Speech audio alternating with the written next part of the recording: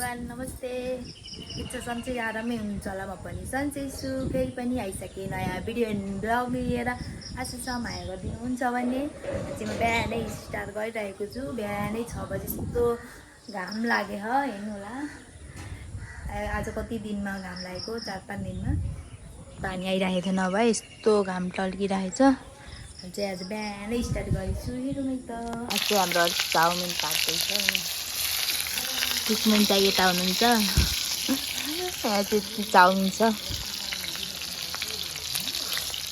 हामी चाहिँ एक थर रेडी भइसक्यो केटाकेटीलाई सादा खुर्सानी नहालिकन हाम्रो चाहिँ बाहिर पाक्दैछ एकदम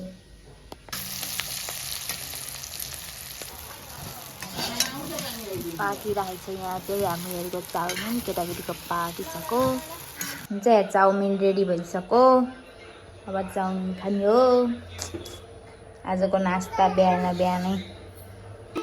चाहिँ फर्स्ट ट्राई हाल्दैछु कस्तो भयो कृषि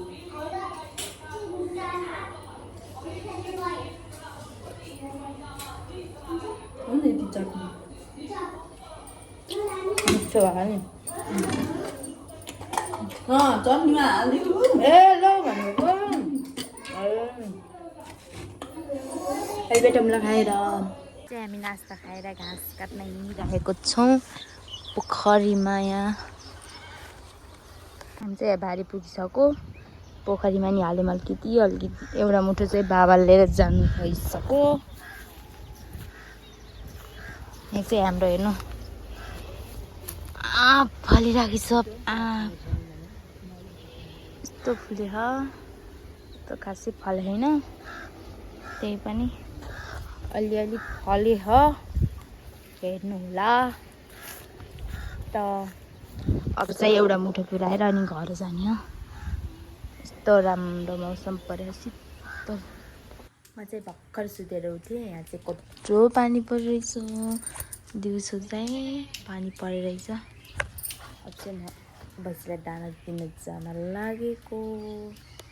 पाल्छु भैँसी दुध बेच्छु डेरीमा लाज नमानौ काम गर्दाखेरिमा गाउँमै गरौ कृषि हामी सबै मिलेर गाउँमै गरौ कृषि गाउँमै गरौ कृषि विदेश जाने कुरालाई मनैदेखि बिर्सी पाल्छु भैँसी दुध बेच्छु डेरीमा लाज नमानौ काम गर्दाखेरिमा गाउँमै गरौ कृषि हामी सबै मिलेर गाउँमै गरौ कृषि विदेश जाने कुरालाई मनैदेखि बिर्सी हामी सबै मिलेर गाउँमै गरौ कृषि विदेश जाने कुरालाई मनैदेखि बिर्सी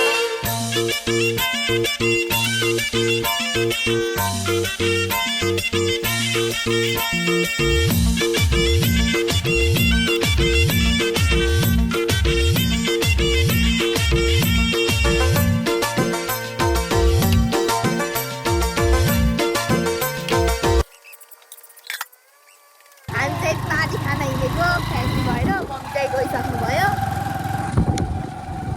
यस्तो झिलिमिली भइरहेको छ होइन उतै गएर भेटौँला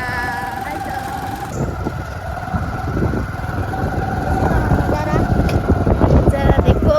इधर देखो चाहिँ आइसकेँ मैले पाहुना खाना होइन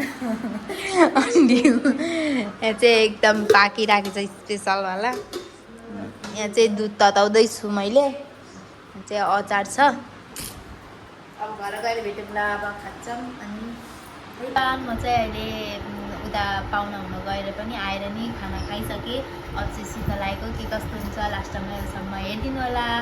माया गरिदिनु होला लाइक कमेन्ट गरिदिनु होला बाई